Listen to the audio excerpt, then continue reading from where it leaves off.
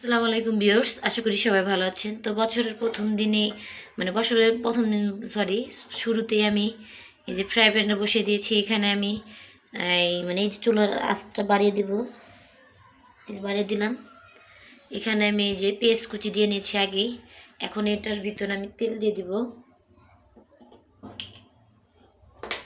আজকে আমি রান্না করব সর্ষে ইলিশ। তো এটাকে আমি সয়াবিন তেল দিয়ে দিলাম, যেহেতু সর্ষে বাটা হবে এর জন্য আমি সয়াবিন তেল দিয়ে দিয়েছি। অবশ্য অনেকে সর্ষে দিয়ে ভালো হয়, সর্ষে দিলে ঝাঁসটা বেশি হয় সর্ষের তেলটা দিলে। তো এখানে আমি সব উপকরণগুলো এনে রেখেছি। এখানে এটা হলো মরিচ গুঁড়ো, এটা হলো হলুদ গুঁড়ো, লবণ, ধনে পাতা কুচি, আর এখানে সর্ষে বাটা, আর এখানে আমার হাতে বানানো কিছু মশলা। আর এটাকে আমি আজকে চিকেন ফ্রাই করব, এর জন্য ম্যারিনেট করে রেখেছি। তো চলুন পেঁয়াজগুলো একটু ভাজা ভাজা করে নেব।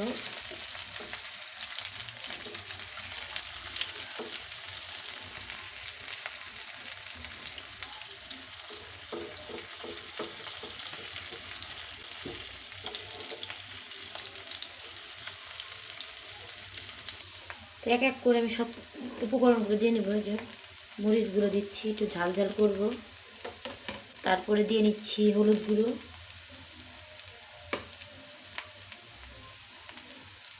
এখন দিয়ে নিব স্বাদ মতো নুন।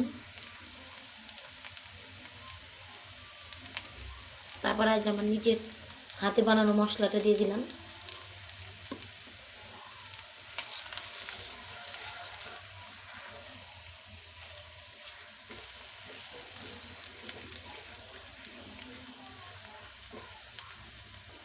তো এই মশলাটা ভালো করে ভাজা হয়ে গেছে। আমি এটার ভিতরে এখন সর্ষেটা আমি ম্যারিনেট করে নিয়ে রেখেছি, এটা এখন দিয়ে দেবো, সর্ষে বাটাটা। বিসমিল্লাহ।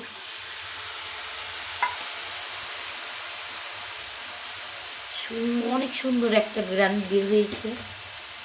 তো সর্ষে বাটাতে এমনিতে অনেক গন্ধময় একটা জিনিস, অনেক ভালো লাগছে এই গ্রানটা।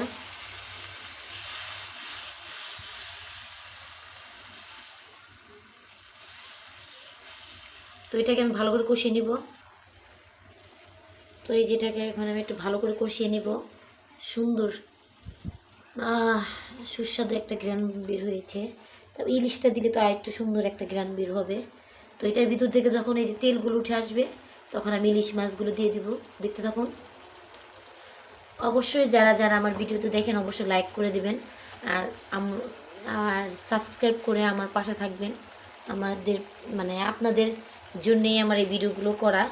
অবশ্যই আমার পাশে থাকবেন, চ্যানেলটিকে সাবস্ক্রাইব করে দিবেন। ধন্যবাদ সবাইকে।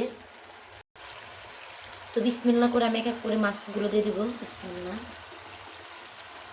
তো ছোট একটা মাছ ইলিশ, তো এটার ভিতরে আবার ডিমও হয়েছে। যে দেখেন পেটিগুলো আমি ইলিশগুলো ডিমগুলো বের করে নিই।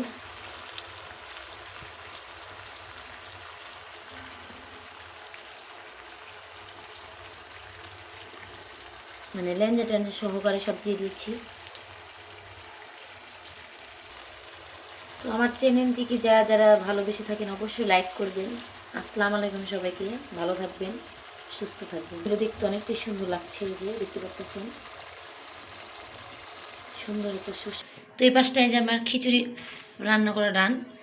তো আজকে হবে ভুনা খিচুড়ির সঙ্গে সর্ষে ইলিশ। তো এই যে আমার অবশেষে সর্ষে ইলিশে ডান।